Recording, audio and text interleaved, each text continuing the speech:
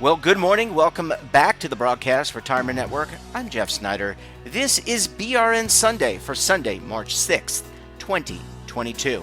We've got another great show for you this week. We've got members of the media, of academia, financial services, and the media standing by to analyze all the news and developments in lifestyle, wellness, finance, tech, so much more. So sit back, relax, enjoy this episode of BRN Sunday. Well, let's kick things off with a look at what's going on Capitol Hill and in legislation, regulation, and a lot more. Joining us on the line, he's one half of the Legal Eagles.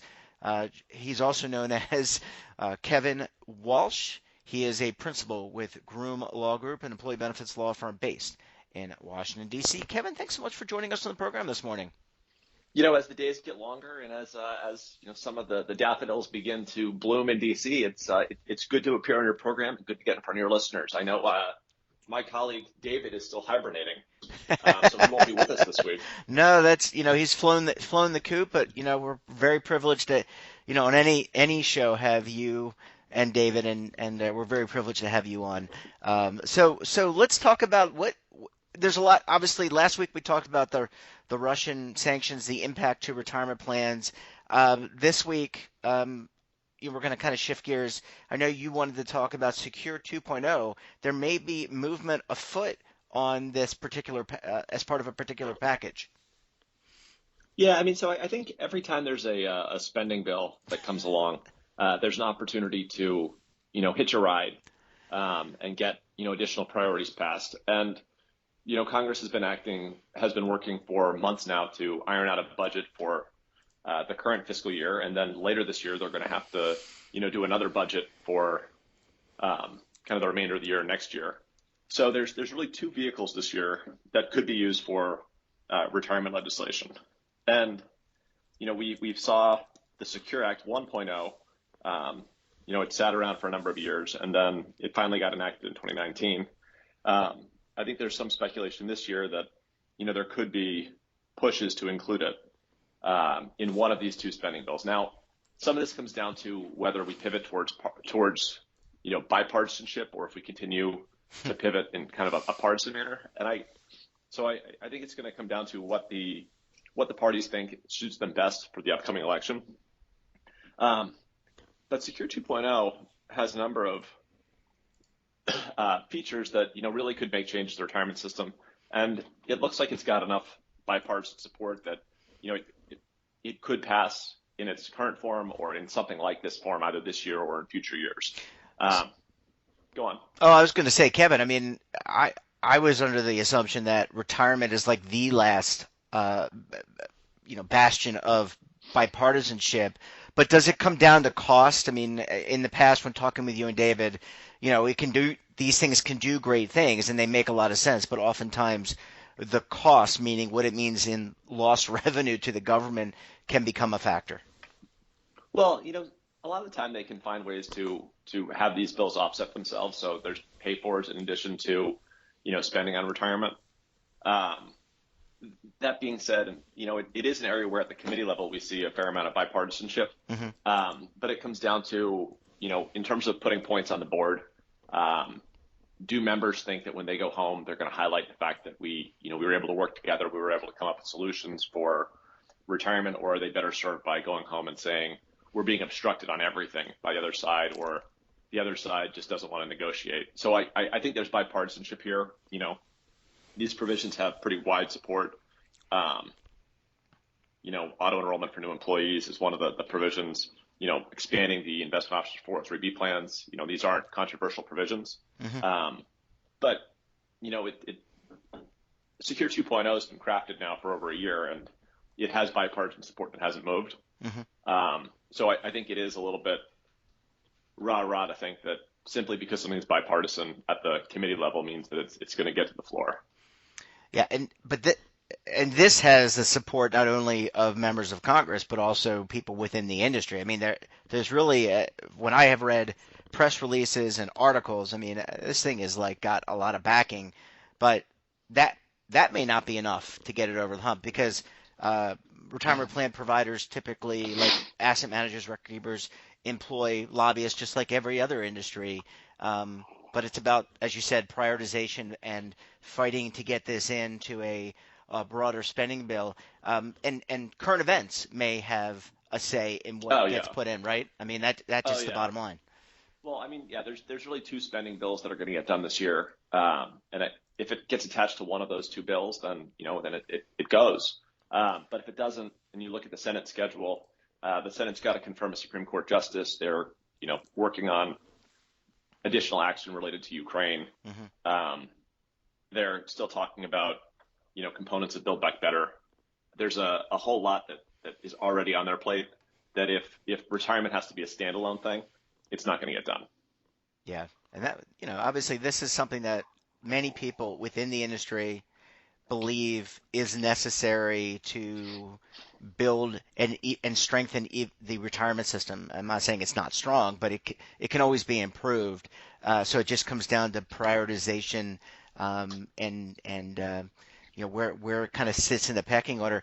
Kevin, in terms of next steps, what are you and your colleague David and the folks at Groom kind of looking at it in terms of seeing whether or not this actually gets inserted? Is this something that gets inserted in a draft bill and we just find out about it in the Federal Register, or how do we kind of monitor whether or not it kind of gets pushed in, other than tuning into you guys every Sunday and on the show? Well, so this will be an 11th hour issue. Hmm.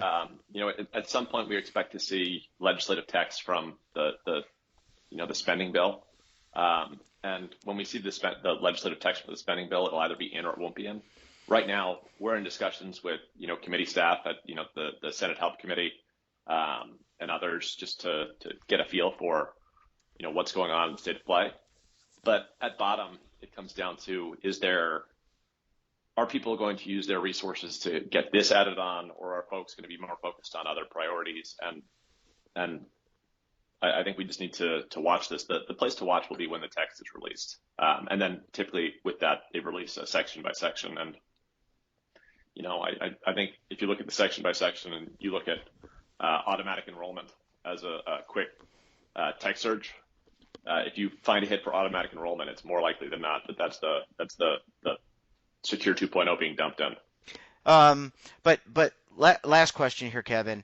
In terms of the a lot of this is timing and predicated on the election. The congresspersons, men, whatever, women, have to go back and talk to their constituents. So it's about prioritization. When do they go out on break in order to head back home for the election? Well, so in an election year, there tend to be more state work periods than there are in non-election years. So, I mean, this year you've got just coming up April 11th to April 22nd is another state work period. Mm-hmm. May 30th to June 3rd is another state work period. They'll have their August recess, and then as they get closer to the election, it's in odd numbered years they tend to work through the fall, but in even numbered years where we have elections, a lot of September, October, November September and October in particular are spent back in the districts. And this year where, it looks like both the House and Senate are in play, Mm-hmm. You would anticipate that they'll probably budget more days to campaigning at home than to, discussing legislation in D.C. Yeah, well, I would certainly do that if my job depended on my constituents back home, and that's just the market that is garnering votes. Kevin, we're going to leave it there. Really appreciate you breaking this down. My fingers are crossed for Secure 2.0. Hopefully, you and your colleague David will be giving us updates throughout the remainder of the year as things kind of meander through the process. Yeah, no, I'm hoping. The catch with it, though, is that the legislative process is slow until it's not slow, and right now we seem to be in a slow phase. But yeah, it could heat up in a hurry. Well, Kevin, great to talk to you. Thanks so much for joining us, and we look forward to having you and David back on the program very soon. Thanks, Jeff, and thanks, listeners. Bye.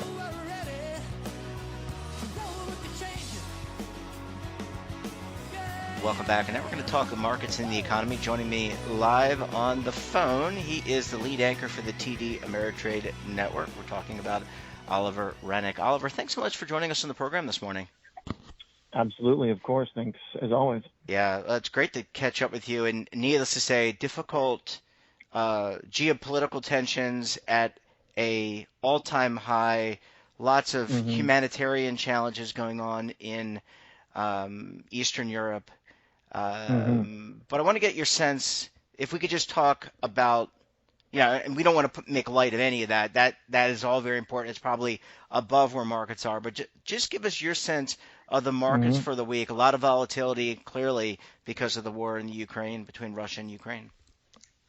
It's a very dynamic situation because the biggest ramification, the most obvious economic ramification that we can see right now of this conflict is rising commodity prices, which generally is the case.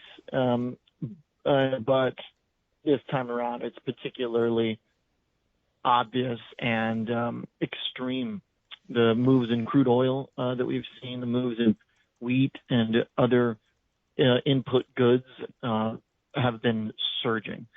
And so this creates a very difficult situation because it's an extension of themes that were already in place and causing market volatility, as opposed to this event having some counteracting force on any of the other existing themes.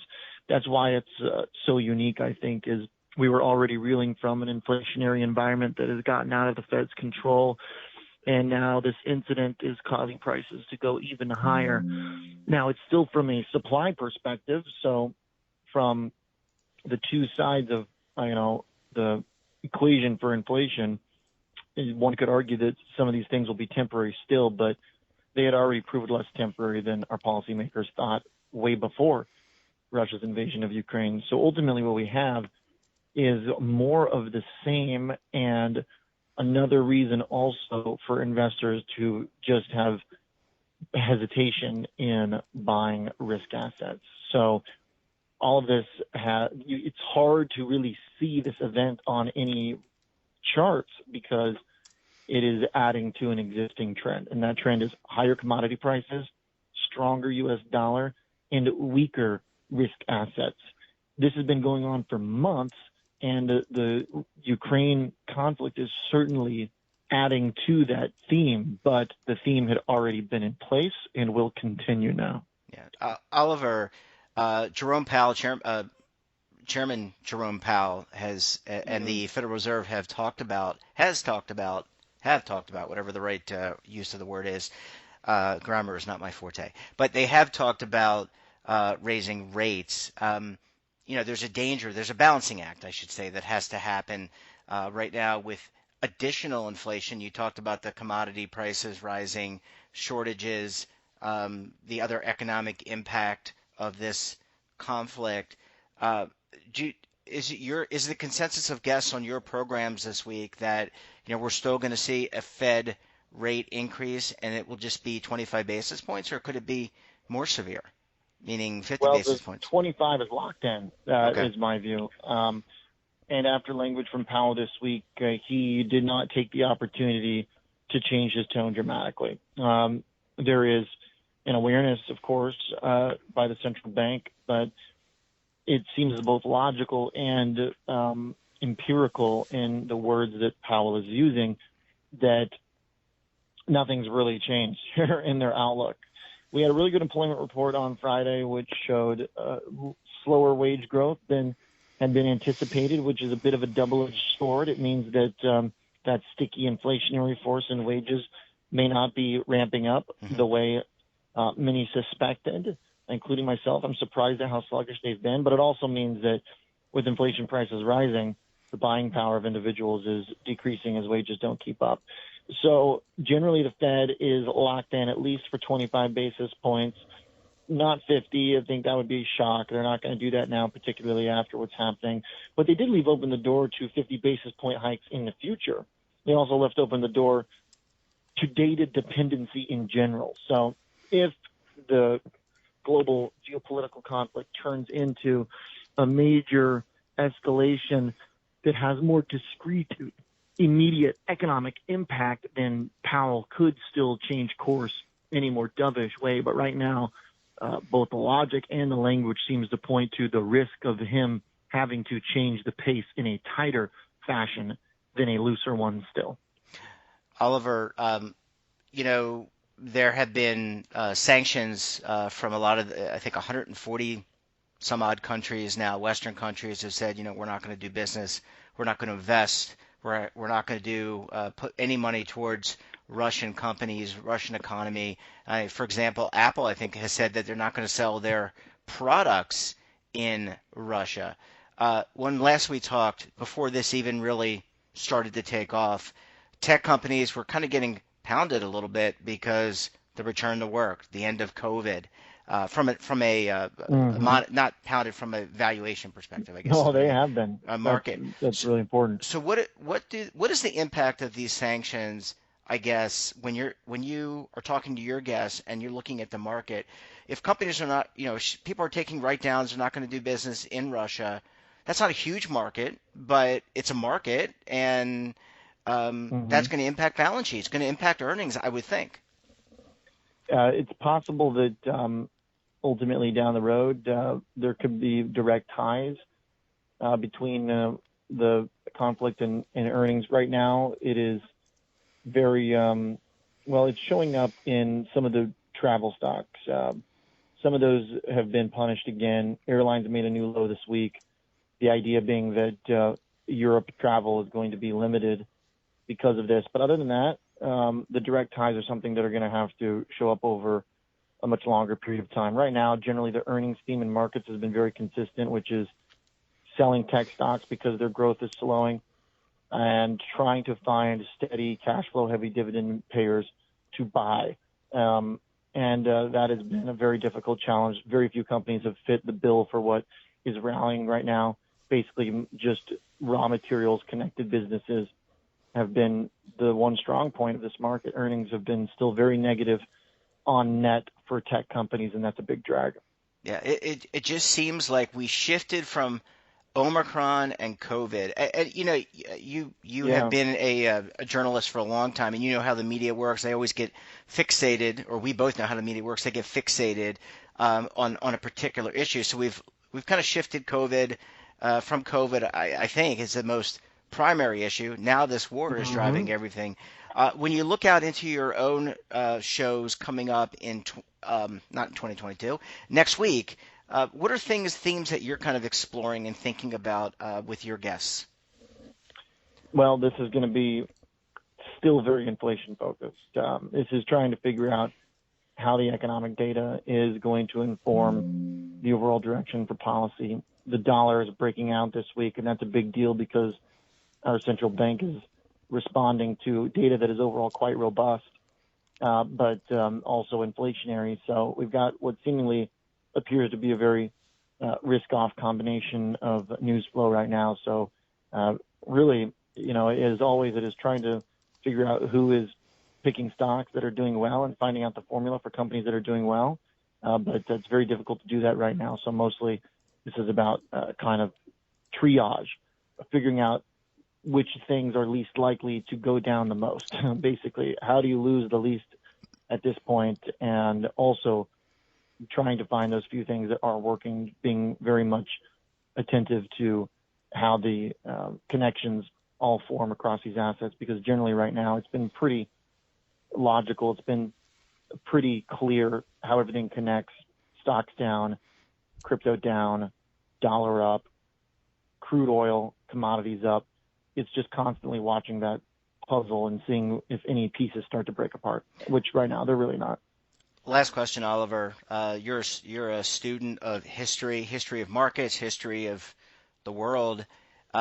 Is there any time that you can look back on that this, no history doesn't always repeat itself in the same way, but are there other times? Is this reminiscent, kind of what's going on with inflation, uh, the invasion of Ukraine? Is this reminiscent to late 70s, 78, 79, with inflation, the invasion of Afghanistan? It feels to me, having lived through it, by the way, eerily familiar. There's an argument to be made, of course, definitely, that there's only a few times in history where you're printing, 10% or near it inflation. So that part lines up. Difference is that we still have a great deal of growth, and the employment situation remains very robust. And as long as those jobs are continuing to be in demand and get filled, then you're going to have a strong heartbeat to this economy that puts a floor in just how bad things can get. That could all change, and the deeper the stock market goes down, the more economic impact it has. But when you're in a bubble in risk assets like I believe we have been, you can see quite a bit of downside in asset prices and still be disconnected from the economy. We were disconnected, the stock market and the economy, during COVID when the stock market was going up, when the economy was in the drain. But now that we have started to recover, masks coming off, COVID cases are going down, you can have an opposite type of disconnect where stock market pulls back, economy remains on decent footing. And right now the employment situation is the heart of that, and it looks quite a bit encouraging, more encouraging than you might find if you try to compare to a period like the 70s. Yeah, well, we're going to have to see how things all play themselves out, but I know one thing, and that Oliver Rennick is the person to go to when it comes to analyzing a lot of these market events. Oliver, great to talk to you as always. Enjoy the rest of your weekend, and we'll talk to you again very soon.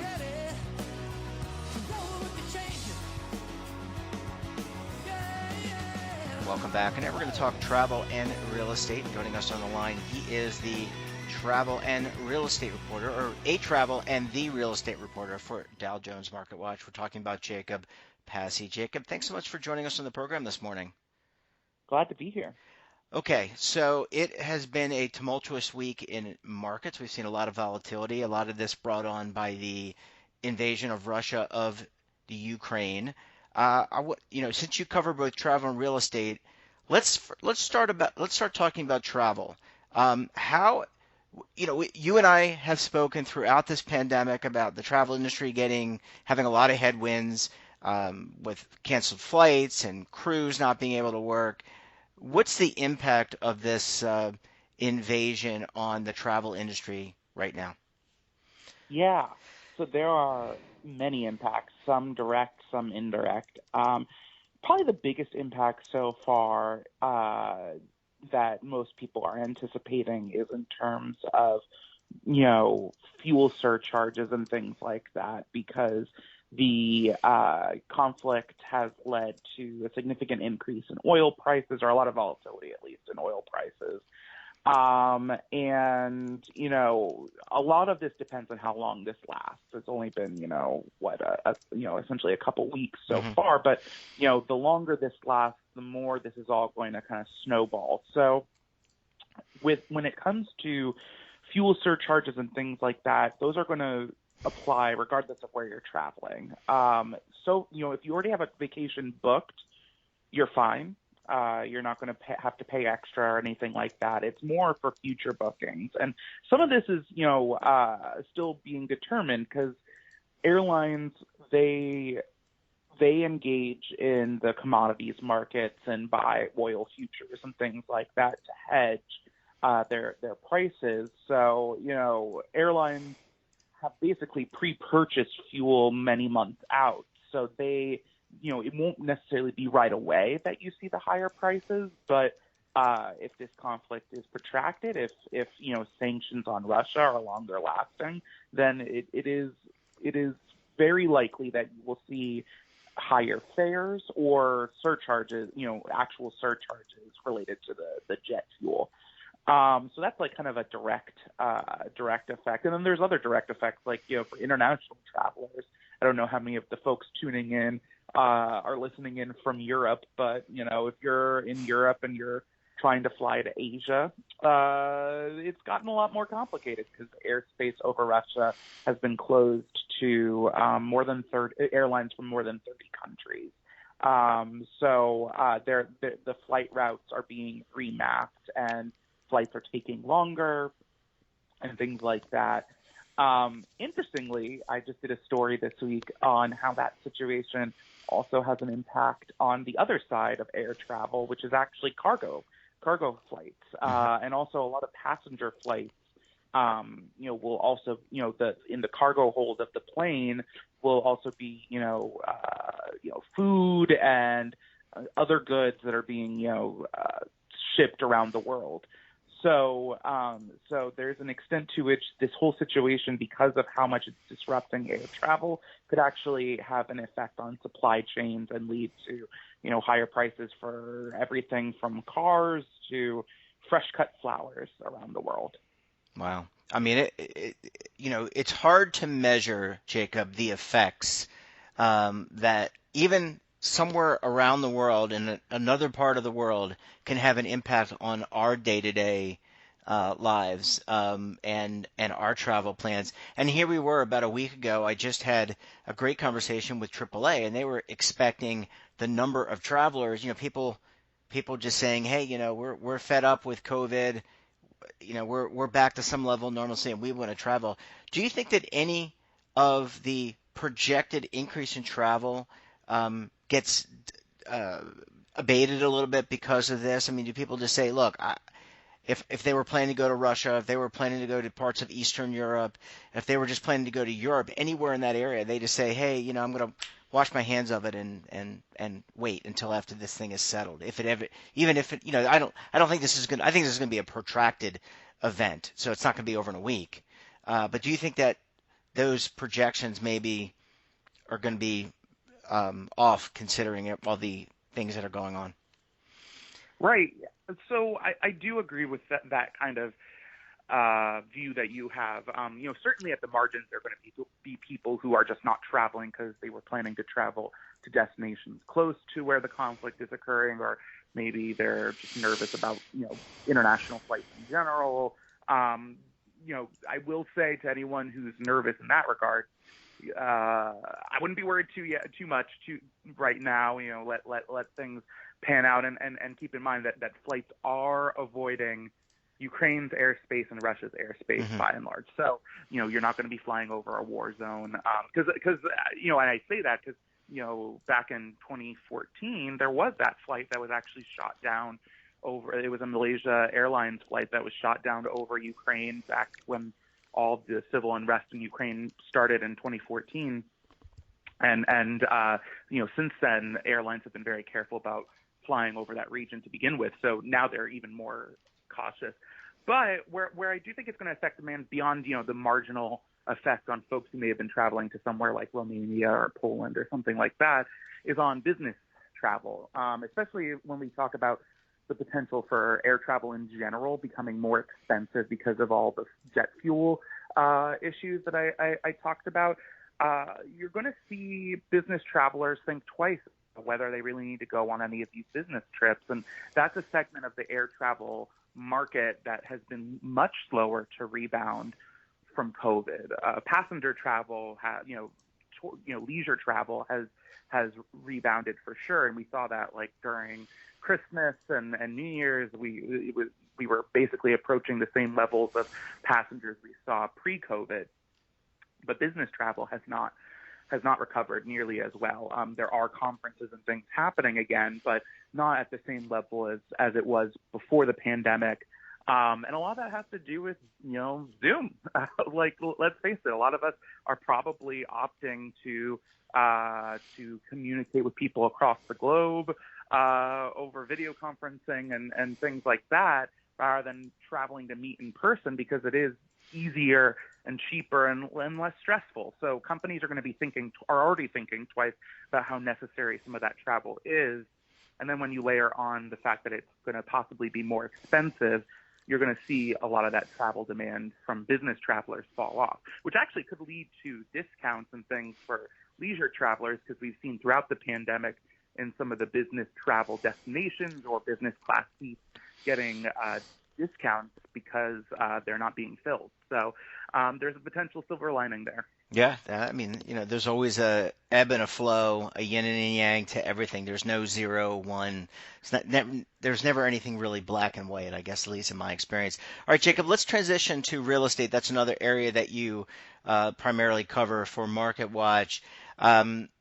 Before this invasion, we were talking a lot about the Fed. We were talking about supply chain issues to build new homes, and the supply of homes being so low.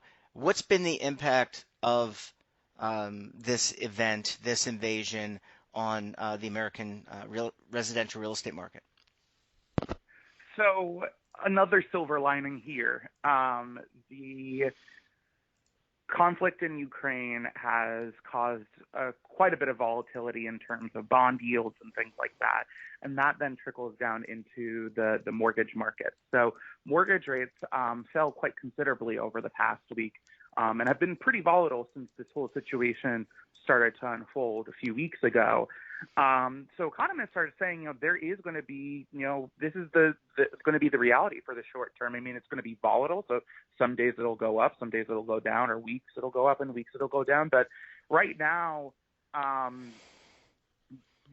the mortgage rate situation is favorable because prior to this conflict, mortgage rates were had reached levels that we hadn't seen since 2019. So they basically had risen so high that they completely wiped out all of the decreases in rates that had occurred throughout the pandemic and were the most expensive interest rates we had seen in years. So that's good news for anyone, especially people who are thinking of buying a home this spring, because you typically try to get pre-approved. And we're seeing again this year that the spring home buying season is already, kind of in full swing across much of the country, even though technically it's still winter. And so a lot of those folks are going to be able to lock in mortgage rates that are cheaper now, significantly cheaper now than they were even just a few weeks ago. And that's going to represent a rare opportunity for savings in a market that is still very competitive. Now, the flip side of that is, if there's an extent to which this encourages people to enter the market because maybe they were getting anxious about the rising interest rate situation and weren't sure if they wanted to buy a home, perhaps some of those people will now be encouraged to buy because they can actually lock in a lower rate. So that might happen at the margins, and anything that brings buyers into the market is going to increase competition, push prices higher, things like that. But for anyone who's looking to buy a home right now, you're kind of lucky because just a few weeks ago you would have spent significantly more in interest than you will have to now. And economists generally expect that to be the case for the short term. Now, long term, throughout the rest of this year, rates are expected to eventually begin increasing again, especially because Jay Powell and others in the Federal Reserve actually expect the Ukraine crisis to contribute to higher inflation and therefore higher interest rates. But for the time being, for the next few weeks, you might get lucky. Yeah, I feel like this is almost like a do-over. So if you were thinking about it and then you pulled back because rates were going up, now's the time to lock in, presuming that you meet all the you have a home, you have a deal approved, you have the credit score, all the income requirements, all those things met. Jacob, where do we stand with inventory? We had someone on earlier on the network talking about it's still slow growth when it comes to, because of the supply chain issues we've been talking about, still slow growth in terms of building new homes. But how do you kind of see this going in 2022, at least through the first quarter? Totally. I think I agree with that person that the inventory situation is a huge challenge. From the home builder side of things, they're exactly right in that supply chain issues are contributing to construction delays, also labor issues. Just this week with the latest latest jobs numbers, we saw that construction workers are working a record number of hours right now. I mean, they basically can't stop working because there's so much demand, and it's not just that's not also just not just housing. I mean, that's all sorts of construction, but housing is a big part of it. And if you talk to builders across the country, I mean, even before the pandemic, getting enough workers was a challenge, and it's become even more challenging since. So that's anything that slows down the building of new homes is going to be a damper on the market, because the reality on the other side of the market, which is existing homes, is that inventory is at a record low. And there aren't tons of signs yet that existing homeowners are coming off the sidelines. That's an open-ended question. This week I covered a report from Redfin, the national real estate brokerage, that showed that tenure basically how long people are staying in the same home who own their home, is basically it improved slightly in 2021, meaning it dropped a little bit, suggesting that people were moving, and that's probably a reflection of how many people were moving because of the pandemic and choosing to go to the suburbs where they could save money, things like that. But generally speaking, it is much higher than it was a decade ago.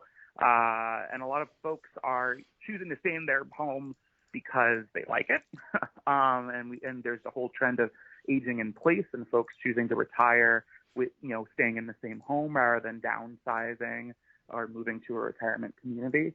But also there's a factor here of people just can't find anything to buy. So why would you sell your home if you can't find anything to buy? And so it becomes a vicious cycle where existing homeowners who could sell their home and free up some inventory into the market don't feel like doing so because they can't find anything to buy themselves. So, until we can get home building to a level where that's counteracted, it's going to be tough for folks looking to purchase, especially folks looking to purchase their first home. Yeah, well, it's still a challenging time. It's going to be interesting to see from the 50,000 point view what Jay Powell does in the Fed, I guess in the near term, and what the impact that's going to have on inflation, but also housing and people getting loans. Jacob, we're going to have to leave it there. You and I could talk for hours and hours. I bet you the audience would enjoy that too. Really appreciate you joining us on the program, and wish you a great rest of your weekend. Thank you. You too. Bye-bye. And that wraps up this episode of BRN Sunday. Have a topic of interest, someone you think we should talk to, drop us a line. And don't forget, for all the latest curated news in lifestyle, wellness, finance, tech, so much more, and all in one place, check out today's edition of our daily newsletter, The Morning Pulse. Want to see our latest content or search our archives? Well, check out our website. That's www.broadcastretirementnetwork.com, and our streaming partners like Amazon, Roku, and over 100 more. We're back again tomorrow for BRN AM. Until then, I'm Jeff Snyder. Stay safe, keep on saving, and don't forget, roll with the changes.